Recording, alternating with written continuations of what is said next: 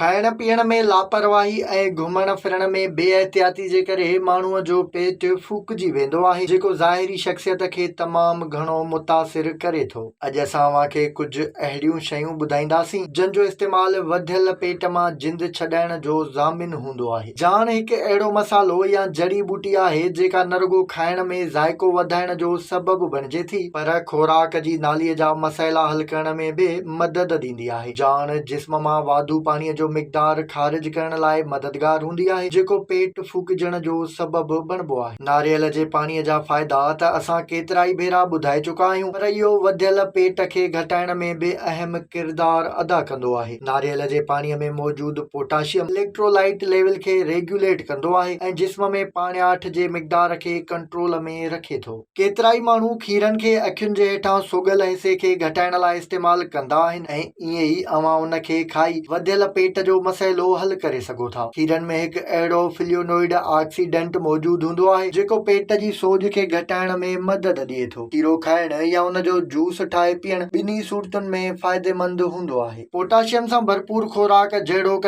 केला जिस्म में सोडियम लेवल खे रेगुलेट करे पाणी गॾु थियण जी रोकथाम कंदा आहिनि, जंहिंसां लूण जे घणे इस्तेमाल सबबु पेट फूकिजण या गैस ठहण वारे मसइले मां जिंद छॾाए सघिजे थी। केलो खाइण सां बि वधियल पेट खे घटाए सघिजे थो। पपीते में मौजूदु एंजाइम्स खुराक जी नालीअ में मौजूदु प्रोटीन खे जज़ब करण में मदद ॾींदा आहिनि, जंहिंसां खाधो हज़म करणु सवलो थी वेंदो आहे। पपीतो सोज ख़तम कंदड़ ख़ासियतूं रखे थो, जॾहिं त उन में मौजूदु फाइबर बि हाज़मे जे निज़ाम लाइ फ़ाइदेमंद हूंदो आहे। ॾहीअ में प्रोबायोटिक्स मौजूदु हूंदा आहिनि जेके हाज़मे खे रेगुलेट करण सां गॾु खुराक जी नालीअ जी सिहत खे बि बहितर बणाईंदा आहिनि। तंहिं करे कुझु मिक़दार में रोज़ ॾही खाइण वधियल पेट खे घटाइण में अहम किरदार अदा कंदी आहे। वधियल पेट खे घटाइण लाइ वॾुफनि जो इस्तेमाल बि इंतिहाई फ़ाइदेमंद साबित थींदो आहे। वॾुफनि खे राति जो सुम्हण वक़्तु या ॾींहं जो कहिड़े बि वक़्तु चॿाड़ण सां पेट जा मसइला हल करे सघिजनि था। सुंढ जे फ़ाइदनि बाबति त सभु कंहिंखे ख़बर हूंदी। असां बि सुंढ तोड़े सुंढ जे शरबत ऐं फकीअ जा फ़ाइदा केतिरा ई भेरा ॿुधाए चुका आहियूं। हाज़मे वारे निज़ाम में बहितरीअ जे करे सुंढ वधियल पेट खे घटाइण लाइ इंतिहाई अहम किरदार अदा कंदी आहे। सुंढ जी चांहि पीअण सां वधियल